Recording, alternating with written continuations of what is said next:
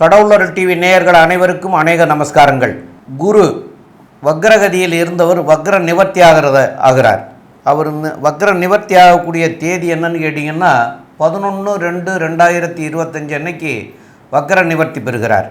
அப்போ இந்த வக்ர நிவர்த்தி பெற்றால் எப்படி இருக்கும் அப்படிங்கிறத பற்றி பார்க்கறதுக்காக சக்தி ஜோதிட குழுவின் சார்பாக அடியேன் சக்தி சோமையாகிய நானும், டாக்டர் ஆஸ்ட்ரோ கே.எஸ். ஐயங்கார் அவர்களும், டாக்டர் ஹரிஹர சர்மா ஐயா அவர்களும் வந்திருக்கின்றோம். இப்பொழுது நம்முடைய குரு வக்கர நிவர்த்தி பலன் அப்படின்னு சொல்கிற போது இந்த வக்கரமாகிற தேதி அன்னைக்கு கிரகங்கள் எந்த நிலையில் இருக்குது அப்படிங்கிறதெல்லாம் ஐயா டாக்டர் ஹரிஹர சர்மா ஐயா அவங்க சொல்லுவாங்க.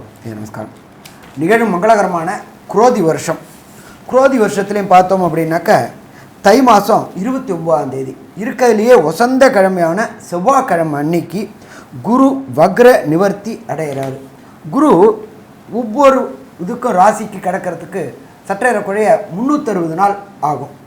ஏன் அப்படின்னு கேட்டிங்கனாக்க ஆங்கில கணக்குப்படி 365 நாள், லீப் வருஷம்னா 365 நாள், நம்மளுடைய தமிழ் பஞ்சாங்கத்துப்படி 360 நாள்.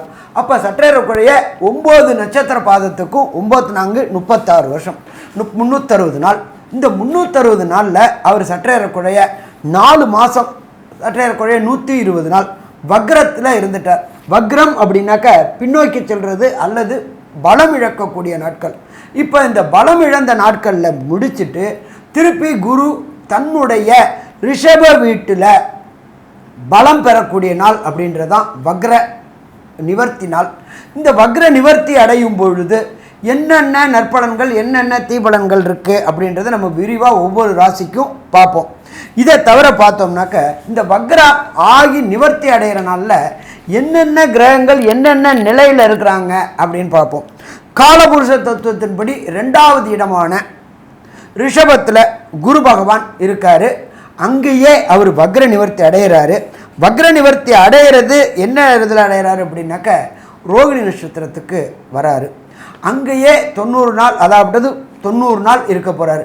அடுத்த குரு பெயர்ச்சி அப்படின்றது 11 மே 2025 அன்னைக்கு அடுத்த குரு பெயர்ச்சி. அப்போ இதில் பார்த்தோம் அப்படின்னாக்க இந்த 360 நாளில் வக்ரகதி 120 நாள், வக்ரம் இல்லாமல் ஒரு 90 நாள், 210 நாள், பாக்கி அதில் ஒரு 150 நாள்.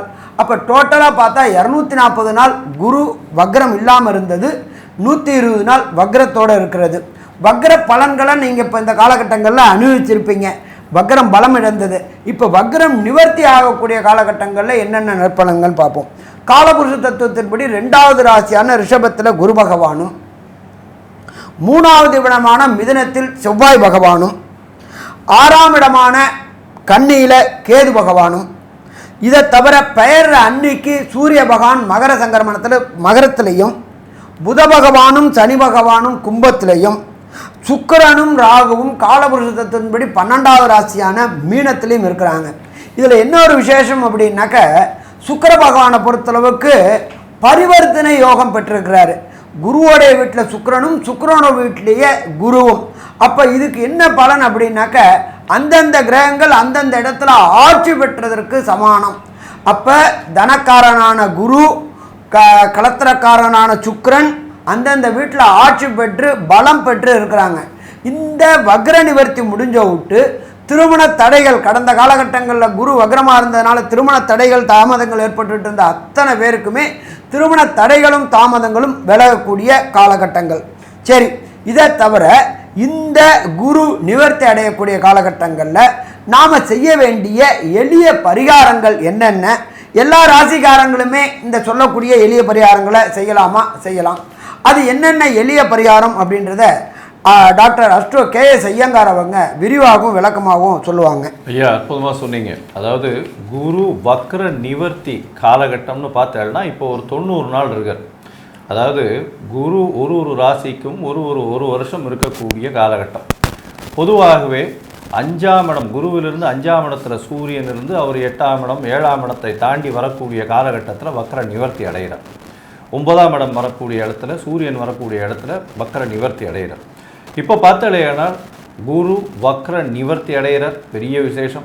அதை தவிர சுக்கிரனோட பரிவர்த்தனை யோகமும் இருக்குது. இதனால் மிகப்பெரிய ஏற்றத்தை கொடுக்கக்கூடிய காலகட்டமாக போகிறது.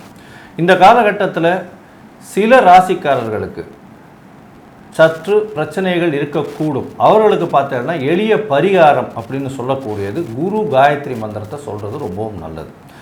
குரு காயத்ரி மந்திரம் அப்படின்னு சொல்லக்கூடியது என்ன அப்படின்னா, ஓம் ரிஷபத்வஜாய வித்மஹே கிருணிஹஸ்தாய தீமஹி தன்னோ குரு பிரச்சோதயாத்து அப்படின்ற குரு காயத்ரி மந்திரமும், அதை தவிர இன்னொரு காயத்ரி மந்திரம் இருக்குது குருவுக்கு.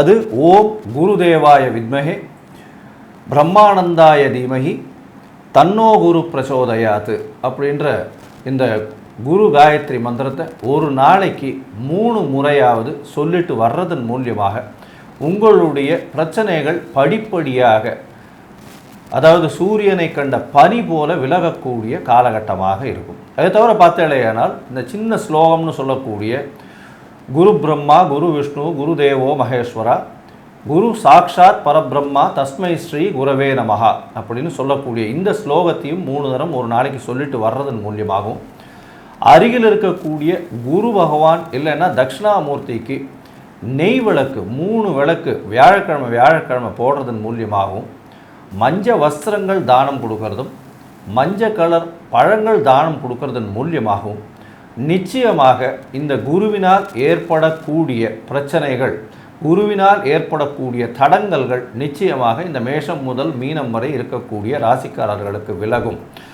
இதை தவிர பார்த்தேன்னா ஒரு குரு பிரச்சனைகள் இருக்கக்கூடியவர்களுக்கு, அதாவது எந்த ராசிக்காரர்களுக்கு பிரச்சனைகள் இருக்கோ அருகில் இருக்கக்கூடிய கோவிலில் போயிட்டு உங்களால் முடிஞ்ச அளவுக்கு தானங்கள் தர்மங்கள் கொடுக்கறதும், கல்விக்கு கூட கொஞ்சம் உங்களால் முடிஞ்ச அளவுக்கு செலவு பண்ணுறதும், நெய் தானம் கொடுக்கறதும் ஒரு பெரிய ஏற்றத்தையும் மாற்றத்தையும் உங்கள் வாழ்வில் நிச்சயமாக கொண்டு வந்து தரும்.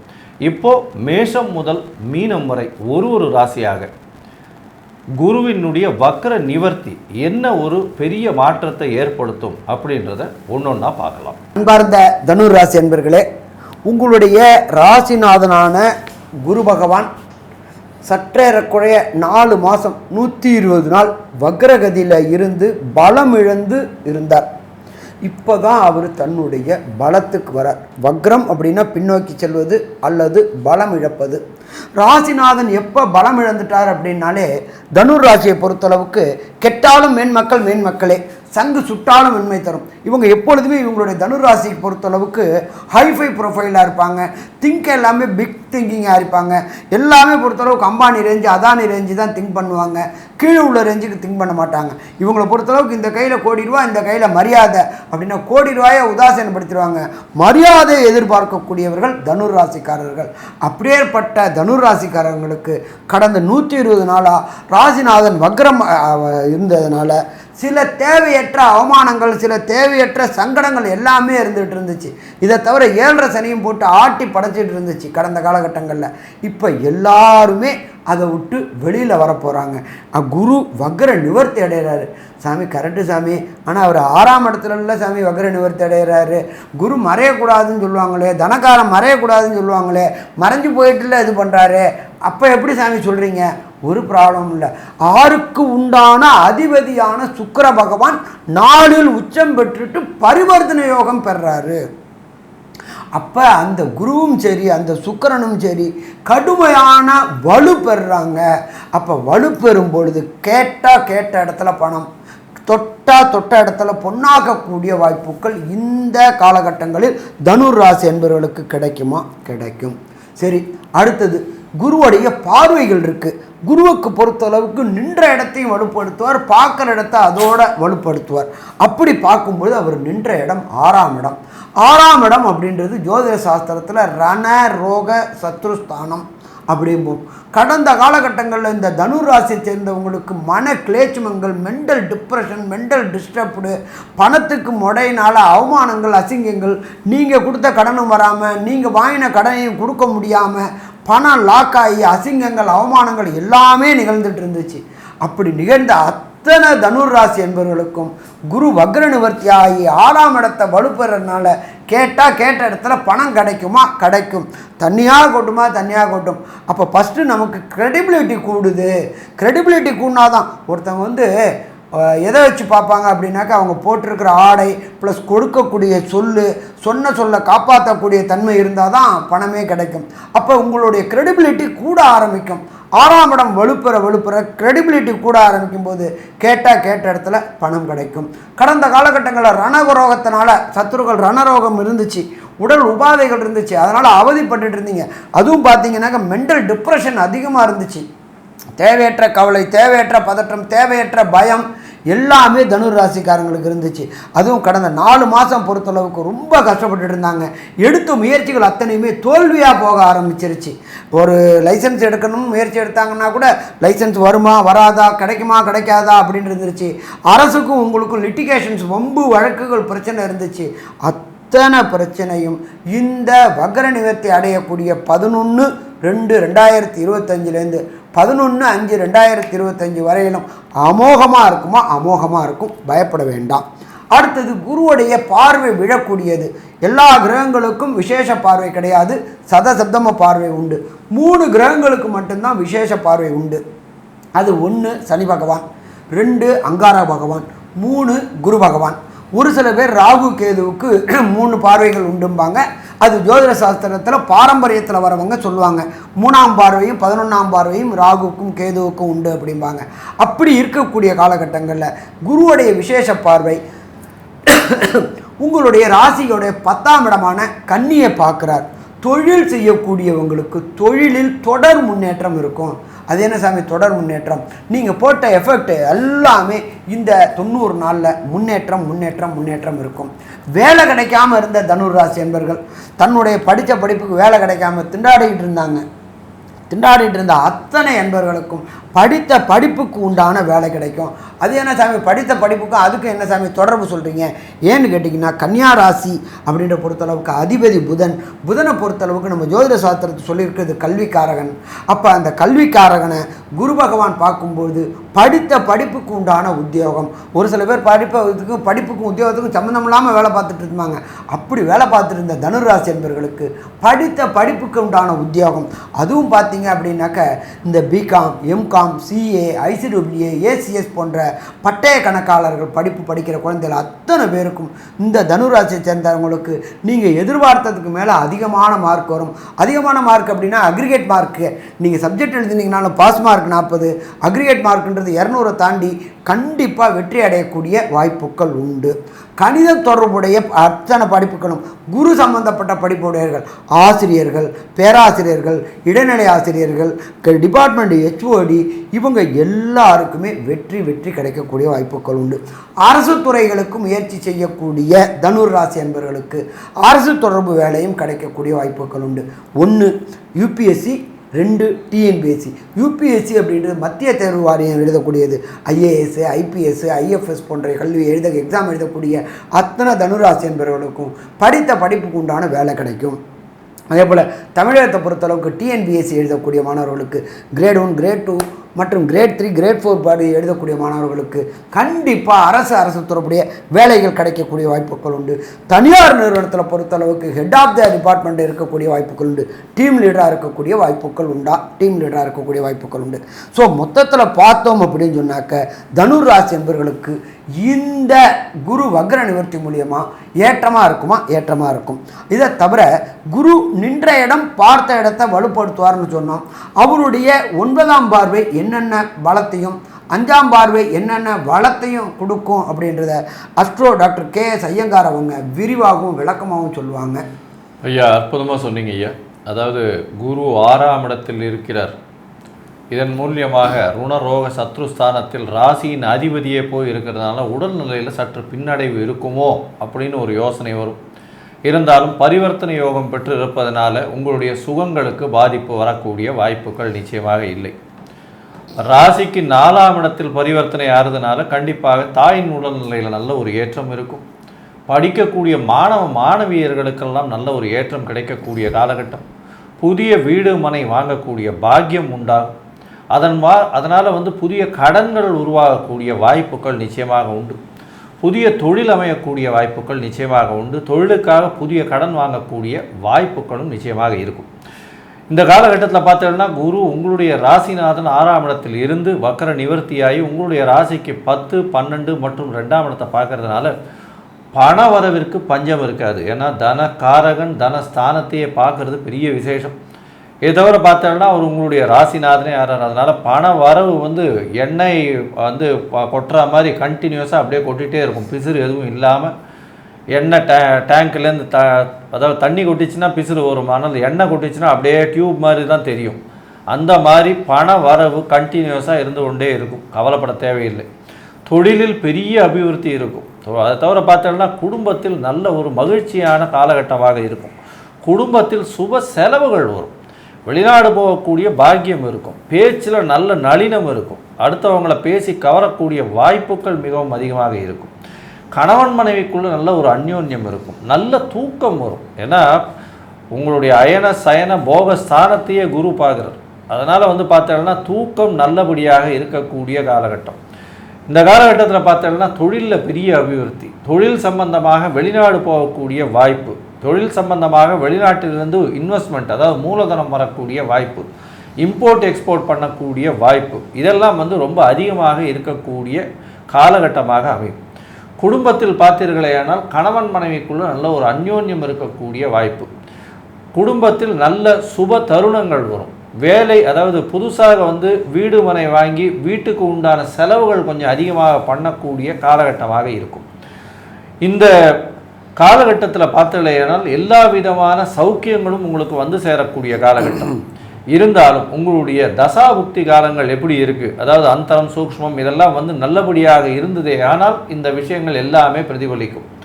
ஒருவேளை அது அந்த அளவுக்கு ஏற்றத்தை கொடுக்கல அப்படின்னா என்ன மாதிரியான எளிய பரிகாரங்கள் செய்கிறது, எந்த கோவிலுக்கு போயிட்டு வர்றது அப்படின்றத பற்றி டாக்டர் ஐயா கிட்ட கேட்போம். ரொம்ப அற்புதமாக சொன்னீங்க ஐயா. அதாவது கோச்சார ரீதியில் இருக்கிறத பற்றி ஐயா விவரமாக சொல்லிட்டாங்க. அதே மாதிரி ஐயாவே சொன்னாங்க, ஜாதகத்தில் உங்களுடைய தசாநாதன், புத்திநாதன், அந்தரநாதன், சூட்சமநாதன் இருக்கிறது. அது உங்களுக்கு இப்போ என்னவா நடந்துட்டுருக்குங்கிறது தெரியாது. அப்போ அதனால் வந்து பின் விளைவுகள் வரக்கூடிய வாய்ப்புகள் இருக்கும். அப்போ அந்த பின் விளைவுகள் வராமல் இருக்கிறதுக்காக நீங்கள் செய்ய வேண்டியது, சென்னையில் திருவல்லிக்கேணியில் பார்த்தசாரதி கோயில்னு இருக்கிறது. அந்த பார்த்தசாரதி கோயிலுக்கு போய் வழிபடணும். அதுலேயும் சனிக்கிழமைகளில் போய் வழிபடுறது சிறப்பாக இருக்கும். அப்போது பார்த்தசாரதி கோயிலில் இருக்கிற சாரதி அப்படின்னு சொன்னால், அதாவது குதிரை வாகனத்தை ஓட்டுறவங்க இல்லைன்னா ரதம் ஓட்டுறவங்க அப்படின்னு. அப்போ கிருஷ்ணர் ரதம் ஓட்டியிருக்கார் சாரதியாக இருந்து அர்ஜுனனுக்கு. அப்போ அர்ஜுனனுக்கு வந்து அவரே சாரதியாக இருந்து பண்ணதுனாலையும், அதே அர்ஜுனனுக்கு அந்த திருவல்லிக்கேணியில் வந்து அர்ஜுனனுக்கு வந்து கீதையினுடைய உபதேசங்களை சொல்லி கொடுத்து அவர் அங்கே வந்து குருவாக இருந்தார், அர்ஜுனனுக்கு குருவாக இருந்தார். அப்போது அர்ஜுனனுக்கே சாரதியாக இருந்ததுனால தான் அங்கே வந்து பார்த்த சாரதிங்கிற பேரே வச்சாங்க. அதுபோல் அவரே உபதேசம் சொன்னதுனால அதுவும் பார்த்த சாரதி கோயிலில் தான் வச்சு சொன்னார். அதனால தான் வந்து கீதை உபதேசம் கொடுத்ததுனால அவர் அங்கே குருவாக இருக்கார் பார்த்த சாரதி. அப்போ அந்த ஸ்தலத்துக்கு குருஸ்தலம் அப்படிங்கிறது மாதிரியான குருவை போய் பார்க்கறதுக்கு உண்டான இது உண்டு. அப்போ அந்த குருவை போய் பார்த்து வணங்கிட்டு தீபம் ஏற்றி வழிபட்டுட்டு வரணும். அதுபோல் அந்தணர்களுக்கு நெய் தானம் பண்ணலாம், வஸ்திர தானம் பண்ணலாம். அப்போ அந்தணர்களுக்கு பண்ணக்கூடிய வஸ்திர தானம் அப்படின்னு சொல்லக்கூடிய இந்த வேஷ்டியில் வந்து 9க்கு 5ன்னு ஒரு வேஷ்டி இருக்கிறது, 10க்கு 6ன்னு ஒரு வேஷ்டி இருக்குது. அது வந்து இந்த மஞ்சள் கலந்த கலரில் வாங்கி கொடுத்தீங்கன்னா அவங்களுக்கு கொடுத்தீங்கன்னா அவங்களுக்கு அது வந்து தர்மத்துக்கு சமம். அப்போ அந்த தர்மம் வந்து உங்களுக்கு தலைகாக்கும். அப்போ வெறும் வேஷ்டி மாத்திரம் கொடுக்கக்கூடாது, அதுக்குண்டான துண்டும் சேர்த்து கொடுக்கணும். வெறும் வேஷ்டி மாத்திரம் கொடுக்கக்கூடாது, ஒரு பொருளாக கொடுக்கக்கூடாது. அப்போ அதுக்குண்டான மேலே போட்டுக்கிறதுக்கு உண்டான துண்டு அதையும் வாங்கி கொடுக்கணும். அதுமாரி பண்ணினீங்கன்னாலும் சிறப்பாக இருக்கும். மேலும் ஏழை எளிய மக்களுக்கு படிக்கிறதுக்காக நோட் புக்குகள் வாங்கி கொடுக்கலாம், பேனா பென்சில் வாங்கி கொடுக்கலாம், படிக்கிற குழந்தைகளுக்கு தேவையானதுகளை வாங்கி கொடுக்கலாம். மடாதிபதிகளை போய் பார்த்துட்டு அந்த மடாதிபதிகளில் அங்கே இருக்கிற குறைபாடுகளை கேட்டுட்டு அந்த குறைபாடுகளை நிவர்த்தி பண்ணி கொடுக்கலாம். இதெல்லாம் பண்ணினீங்கன்னா தர்மம். இந்த தர்மம் வந்து உங்களை மாத்திரம் இல்லை, உங்களுடைய 3 தலைமுறையை வந்து காக்கக்கூடியது. அப்போ அந்த 3 தலைமுறையை காக்கக்கூடியதுங்கிறது பொருளையெல்லாம் நீங்கள் செஞ்சுட்டு போனீங்கன்னா உங்களுக்கு பின்னாடி உங்களுடைய சந்ததியும் நல்லா இருக்கும். இதில் மேற்கொண்டு உள்ள விவரங்களை பற்றி நம்முடைய டாக்டர் ஆஸ்ட்ரோ கே.எஸ். ஐயங்கார் அவங்க சொல்லுவாங்க. தனுசு ராசி ஏற்றமான காலகட்டம், 6ஆம் இடத்தில் குரு இருந்தாலும் புதிய கடன் அமையும். உடல் நலத்தில் நல்ல ஏற்றம் இருக்கும். புதிய வீடு வாங்கக்கூடிய வாய்ப்பு உண்டு. தாயின் உடல்நிலையில் நல்ல ஏற்றம், தந்தையின் உடல்நிலையில் நல்ல ஒரு ஏற்றம் இருக்கும். புதிய வேலை மாற்றங்கள் இருக்கக்கூடிய காலகட்டம், தொழிலில் ஏற்றங்கள் இருக்கக்கூடிய காலகட்டம். பணவரவிற்கு பஞ்சம் இருக்காது. குடும்பத்தில் நல்ல சந்தோஷம் அமையக்கூடிய வாய்ப்புகள் நிச்சயமாக உண்டு.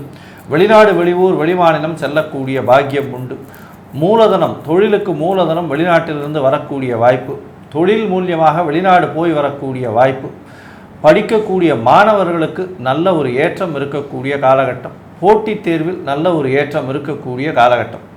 மொத்தத்தில் பார்த்தீங்களேனால் இந்த வக்ர நிவர்த்தி, குருவினுடைய வக்ர நிவர்த்தி தனுசு ராசிக்காரர்களுக்கு 75 விழுக்காடு பெரிய வெற்றியை கொடுக்கக்கூடிய காலகட்டமாக அமையப்போகுது அப்படின்னு இந்த சக்தி ஜோதிட குழு சொல்லுது. நன்றி, நமஸ்காரம். கடவுள் அருள் டிவியை பார்த்தமைக்க நன்றிகள். மேலும் இது போன்ற தகவல்களை தெரிந்து கொள்ள கடவுள் அருள் டிவியை சப்ஸ்கிரைப் செய்யுங்கள். மறக்காமல் பெல் ஐக்கானை கிளிக் செய்யுங்கள்.